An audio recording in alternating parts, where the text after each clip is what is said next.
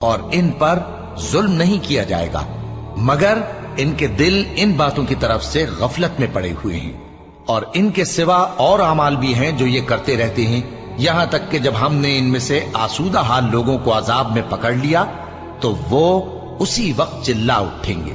آج مت چلاؤ، تم کو ہم سے کچھ مدد نہیں ملے گی، میری آیتیں تم کو پڑھ پڑھ کر سنائی جاتی تھی اور تم الٹے پاؤں پھر جاتے تھے، ان سے سرکشی کرتے، گویا ایک قصہ گو کو چھوڑ کر چلے جاتے تھے۔ کیا انہوں نے اس کلام میں غور نہیں کیا، یا ان کے پاس کوئی ایسی چیز آئی ہے جو ان کے اگلے باپ دادوں کے پاس نہیں آئی تھی، یا یہ اپنے پیغمبر کو جانتے پہچانتے نہیں اس وجہ سے ان کو نہیں مانتے؟ کیا یہ کہتے ہیں کہ اسے جنون ہے؟ نہیں، بلکہ وہ ان کے پاس حق کو لے کر آئے ہیں، اور ان میں سے اکثر حق کو ناپسند کرتے ہیں۔ اور اگر معبود برحق ان کی خواہشوں پر چلنے لگے تو آسمان اور زمین اور جو ان میں ہیں سب درہم برہم ہو جائیں۔ بلکہ ہم نے ان کے پاس ان کی نصیحت کی کتاب پہنچا دی ہے، اور یہ اپنی کتاب نصیحت سے منہ پھیر رہے ہیں۔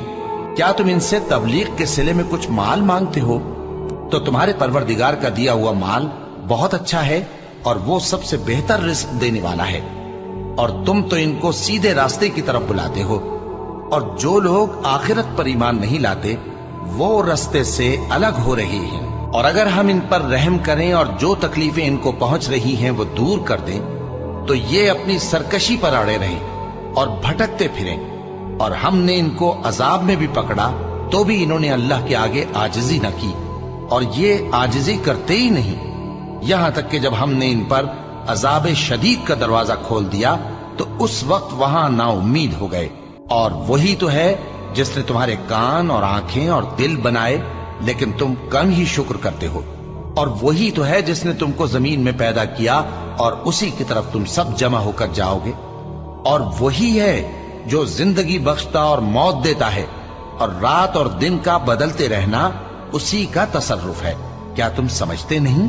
بات یہ ہے کہ جو بات اگلے کافر کہتے تھے اسی طرح کی بات یہ کہتے ہیں کہ جب ہم مر جائیں گے اور مٹی ہو جائیں گے اور ہڈیوں کے سوا کچھ نہ رہے گا تو کیا ہم پھر اٹھائے جائیں گے؟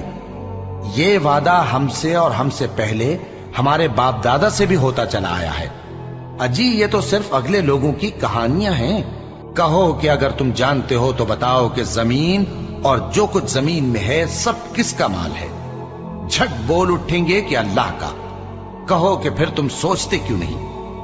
ان سے پوچھو کہ 7 آسمانوں کا کون مالک ہے اور عرش عظیم کا کون مالک ہے؟ بے ساختہ کہہ دیں گے کہ یہ چیزیں اللہ ہی کی ہیں۔ کہو کہ پھر تم ڈرتے کیوں نہیں؟ کہو کہ اگر تم جانتے ہو تو بتاؤ کہ وہ کون ہے جس کے ہاتھ میں ہر چیز کی بادشاہی ہے اور وہ پناہ دیتا ہے اور اس کے مقابل کوئی کسی کو پناہ نہیں دے سکتا۔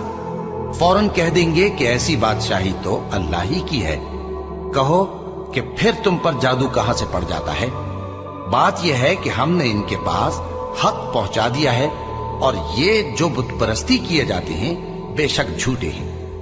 اللہ نے نہ تو کسی کو اپنا بیٹا بنایا ہے اور نہ اس کے ساتھ کوئی اور معبود ہے۔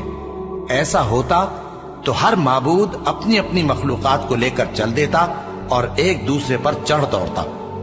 یہ لوگ جو کچھ اللہ کے بارے میں بیان کرتے ہیں اللہ اس سے پاک ہے۔